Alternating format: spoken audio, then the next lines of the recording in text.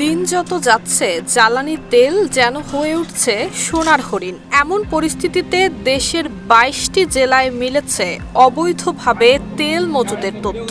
গত ২৭ থেকে ২ এপ্রিল পর্যন্ত পরিচালিত অন্তত ২৯টি অভিযানে প্রায় ৪০,০০০ লিটারেরও বেশি ডিজেল এবং পেট্রোল জব্দ করা হয়েছে।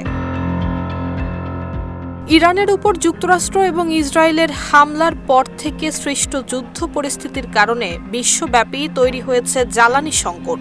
বড় ধরনের ঝুঁকিতে পড়েছে বাংলাদেশের জ্বালানি সরবরাহ ব্যবস্থা। সরকারি প্রতিষ্ঠানগুলো সময় মতো তেল দিতে না পারায় দেশের জ্বালানি মজুতে টান পড়তে শুরু করেছে। একদিকে আন্তর্জাতিক পরিস্থিতির চাপ, অন্যদিকে দেশীয় বাজারে সিন্ডিকেটের কারসাজি, সব মিলিয়ে চরম জ্বালানি সংকটের আশঙ্কা দেখা দিয়েছে দেশ জুড়ে।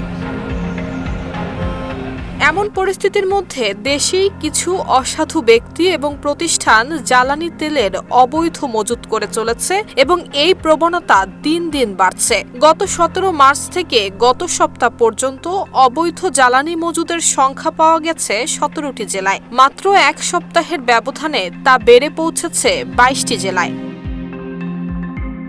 পুলিশ সদর দপ্তরের সর্বশেষ তথ্য অনুযায়ী যে ২২টি জেলায় জ্বালানি তেলের অবৈধ মজুদের সন্ধান পাওয়া গেছে সেগুলো হলো কক্সবাজার, গাইবান্ধা, শরীয়তপুর, সাতক্ষীরা, চাঁপাইনবাবগঞ্জ, চট্টগ্রাম মহানগর, ময়মনসিংহ, কুড়িগ্রাম, দিনাজপুর, পাবনা, মেহেরপুর, মাদারীপুর, নেত্রকোনা, জামালপুর, বাগেরহাট, ফরিদপুর, নারায়ণগঞ্জ, নড়াইল, গাজীপুর, ভোলা এবং রাজশাহী। ৭২ ঘন্টা ময়েশ্চার লক সমৃদ্ধ লিলি বডি ওয়াশ শিয়া বাটারের গুডনেস স্কিন রিপেয়ার করে রাখে সফট ও গ্লোয়িং।